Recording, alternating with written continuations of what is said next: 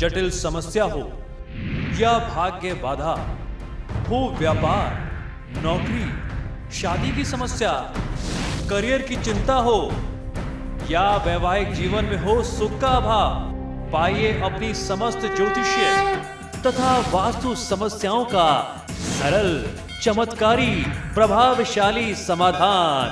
एक जाना माना और विश्वसनीय नाम, आचार्य पंडित श्री वैभवनाथ शर्मा जी, काशी के 400 वर्ष पुराने प्रतिष्ठित और अंतरराष्ट्रीय ख्याति प्राप्त राज ज्योतिषी परिवार की 8वीं पीढ़ी के ज्योतिषी और वास्तु शास्त्री आचार्य पंडित श्री वैभवनाथ शर्मा जी के द्वारा व्यक्तिगत या फिर फोन पर अपॉइंटमेंट लेने के लिए कॉल करें 9818300146, 9990724131 या फिर ईमेल करें sharma.vaibhav@gmail.com पर। चलिए एक छोटे से ब्रेक के लिए यहां पर रुकेंगे। ब्रेक के बाद जानेंगे महा उपाय।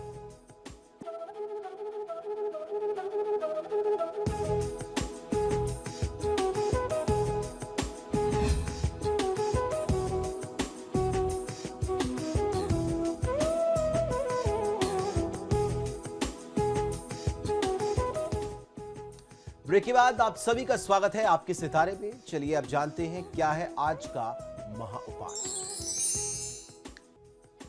जी बिल्कुल, आज के महा उपाय में मैं आपको बताने वाला हूं कि नवरात्र के 9 दिनों का महत्व क्या है। नवरात्र में हम जो जौ बोते हैं, जो जिसे जरई कहते हैं, इसे बोए जाने का क्या दर्शन है, इसका क्या महत्व है और इसके दर्शन का क्या आपको प्रतिफल मिलता है। देवी की आराधना करने वाले भक्तों की शक्ति की कोई सीमा नहीं है।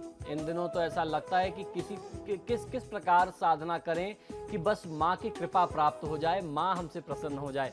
नवरात्रि के अलावा अन्य दिनों में चाहे कोई कैसे भी रहे, पर आप देखिए कि 9 दिनों में तो अच्छे अच्छे लोग भी कठिन से कठिन नियम और व्रत का पालन करते ही हैं।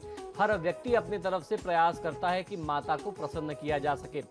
आज की महा उपाय में हम आपको जानकारी देने वाले हैं कि नवरात्र में परंपराओं का, जो पुरानी परंपराएं चली आ रही हैं, उनका महत्व क्या है, उनका धार्मिक, हमारे धर्मशास्त्रों में क्या वर्णन मिलता है, क्या साक्ष्य मिलता है। शास्त्रों में 9 दिनों तक निर्वहन की जाने वाली परंपराओं का बड़ा महत्व बताया गया है।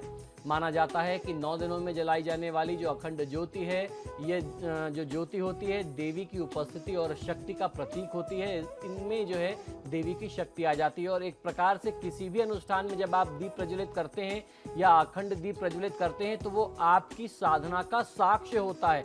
आप उसको अपनी साधना का साक्ष्य मानते हैं कि प्रभु आप ही यहाँ पर हैं, आप ही के सामने हम अपनी सारी साधना कर रहे हैं और आप इसके प्रत्यक्ष गवाह रहेंगे। आपको हमें मार्गदर्शन देते रहना चाहिए। जौ यानी ज्वारे जिसे कहते हैं, जीवन में सुख शांति का द्योतक होते हैं, उनका प्रतीक होते हैं। जौ का हरा भरा होना प्रतीक है कि इसी तरह जीवन भी हरा भरा रहेगा। और लोग इसको नवरात्र में खासतौर पर देखते हैं, जब उसको बोते हैं और जिस तरीके से दिनों दिन वह बढ़ती है तो लोग प्रसन्न होते हैं कि जिस तरीके से इसमें इतने कम दिनों में इतनी अच्छी वृद्धि हुई है, आने वाले समय में भी आपके साथ भी, आपके जीवन में भी हर प्रकार से समृद्धि और संपन्नता इसी तरीके से वृद्धि होती रहेगी, वो भी बढ़ती रहेगी। इसी का प्रतीक मान करके इसको बोया जाता है।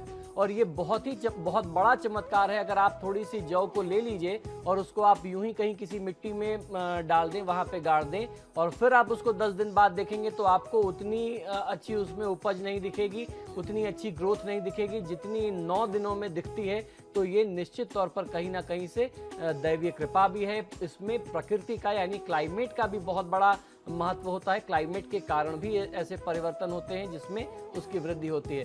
साथ ही साथ आपके ऊपर और आपके परिवार के ऊपर दैवीय कृपा भी बनी रहती है।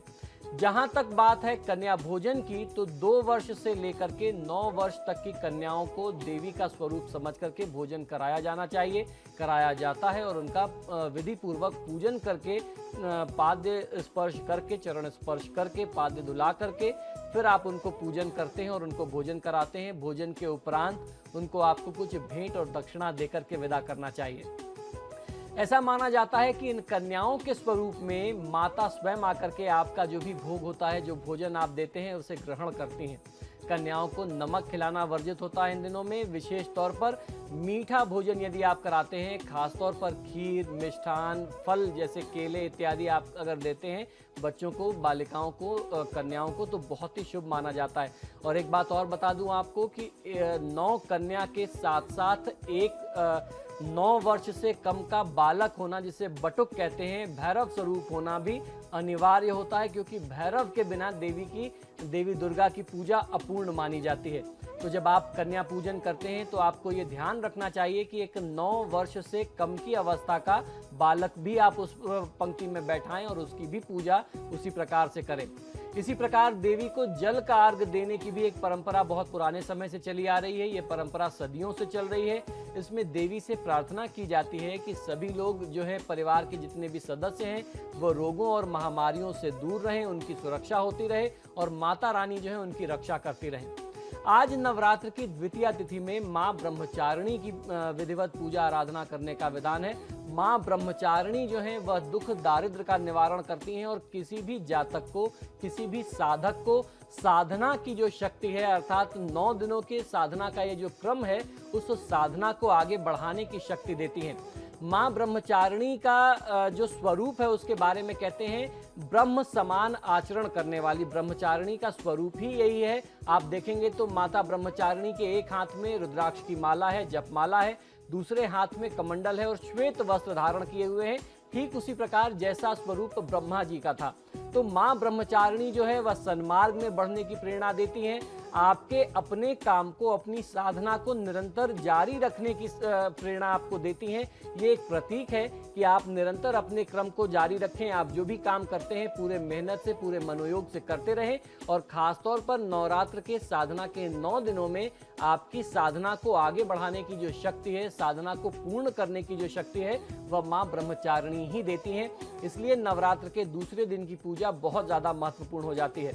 आज की तिथि में माता का जो मंत्र मैं बता रहा हूं, इसका यदि आप जाप करें तो बहुत अच्छा फायदा मिलता है। मां ब्रह्मचारिणी की साधना के लिए यह मंत्र बहुत ही चमत्कारी माना जाता है। यह मंत्र इस प्रकार है, ओम ब्रह्म ब्रह्मचारिण्ये नमः। मंत्र पुनः सुने, ओम ब्रह्म ब्रह्मचारिण्ये नमः।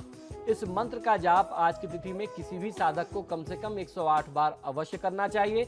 और आज के स्वरूप को जो प्रिय भोग है, अर्थात मां ब्रह्मचारिणी का जो प्रिय भोग है, वह शक्कर यानी चीनी का भोग लगा सकते हैं, या फिर आप शहद का भोग भी, विशेष भोग भी अर्पित कर सकते हैं। आज की द्वितीया तिथि में हमने आपको कल बताया था कि आप मंगल की शांति कर सकते हैं। आज की तिथि में आप राहु ग्रह की शांति कर सकते हैं। यदि आपकी कुंडली में राहु की पीड़ा बहुत ज्यादा है तो राहु की शांति के लिए आज यदि आप उपाय करते हैं तो बहुत अच्छा फायदा मिलता है। देवी भगवती के मंदिर में जाकर के सफेद चंदन के छोटे छोटे टुकड़े आप दान कर सकते हैं। अपने घर में आप छोटे टुकड़े अपने पास रख सकते हैं, किसी ब्राह्मण को दे सकते हैं।